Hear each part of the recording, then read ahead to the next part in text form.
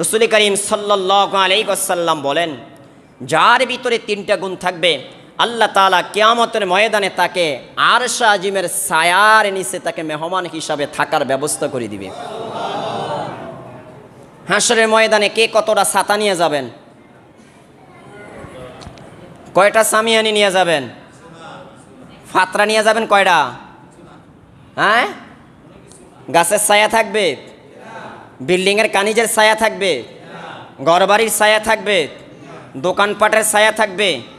নবীজি বলেন, যদি তোমার ভিতরে তিনটা গুণ থাকে আল্লাহ তাআলা কিয়ামতের ময়দানে যেদিন কোনো ছায়ার ব্যবস্থা থাকবে না, যেদিন কেউ কারো পরিচয় দিবে না, সেদিন আল্লাহ তাআলা তার আরশ আজিমের বিশেষ ছায়া, সেই ছায়ার নিচে তোমাদেরকে মেহমান হিসাবে থাকার জায়গার ব্যবস্থা করে দিবে।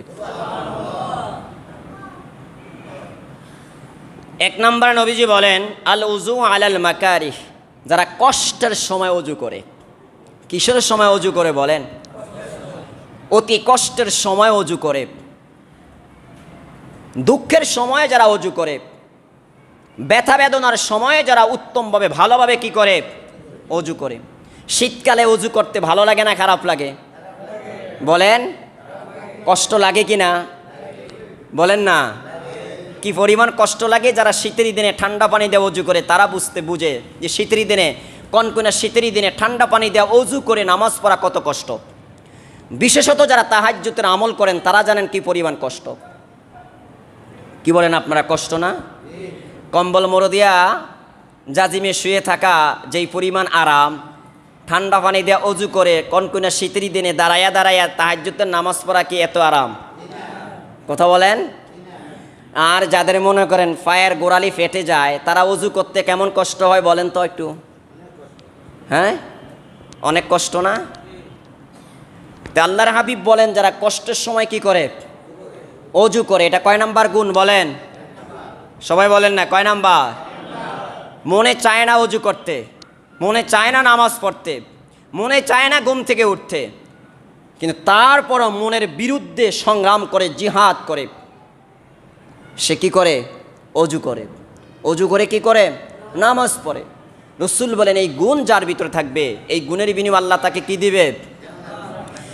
দ্বিতীয় নাম্বার রাসূল বলেন, ওয়াল মাশিউ ইলাল মাসাজিদি ফি যুলামি।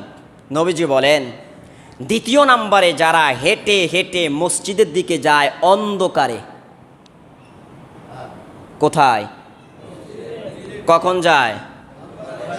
সাইকেল দিয়ে, গাড়ি দিয়ে, মোটর সাইকেল দিয়া, অটোরিক্সা দিয়া, কি দিয়া?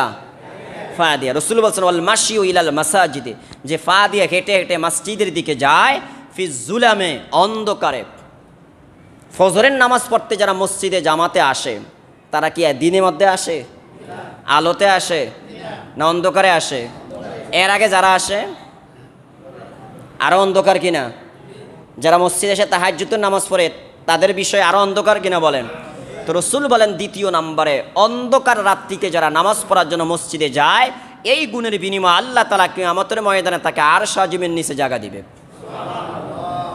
তৃতীয় নম্বরে ওয়া ইতআমুল জাঈ। রাসূল বলেন, তৃতীয় নম্বরে অনাহারীকে যে আহার দেয়, ক্ষুধার্তকে যে খাবার দেয়, এই গুণের বিনিময়ে আল্লাহ তাআলা কিয়ামতের ময়দানে তাকে আরশ আজিমের নিচে জায়গা দিবে। ফেনী, নোয়াখালী, লক্ষ্মীপুর, কুমিল্লার মানুষদেরকে, চট্টগ্রামের এই যে বনবাসী মানুষদেরকে যারা এখন আশ্রয়কেন্দ্রে জায়গা দিতেছে না, কথা বলেন না?